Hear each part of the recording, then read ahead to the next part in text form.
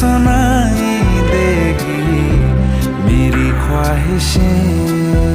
টলিউডের অন্যতম ব্যস্ত অভিনেত্রী রুক্মিণী একটার পর একটা ছবিতে জমিয়ে কাজ করে চলেছেন তিনি। ব্যোমকেশের সত্যবতী হয়ে খ্যাতি অর্জন করেছেন। আগামীতে আসছে তার নটি বিনোদিনী। এছাড়া তার হাতে আছে আরো বেশ কিছু প্রজেক্ট। তার মাঝেই জানা গেল এই খ্যাতনামা অভিনেত্রী রুক্মিণী মৈত্র নাকি ফের বলিউডে পাড়ি দিচ্ছেন। 2019 সালে ইতিমধ্যেই তিনি বিদ্যুৎ জামওয়ালের সঙ্গে ছনক নামক একটি ছবিতে কাজ করে এসেছেন। আবারও তার সঙ্গেই তিনি কাজ করতে চলেছেন বলেই জানা যাচ্ছে।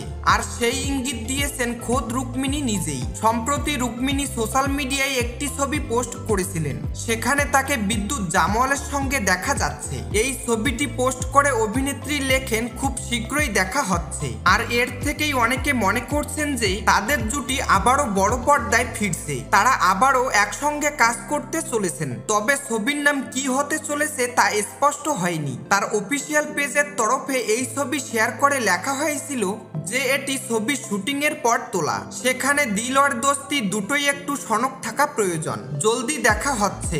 এই ছবি প্রকাশ্য আসার পরই ভক্তরা রুক্মিণী এবং বিদ্যুৎকে শুভেচ্ছা জানিয়েছেন। তবে এটা 2019 সালে মুক্তি পাওয়া সনক ছবির দ্বিতীয় ভাগ কিনা তা জানা যায়নি।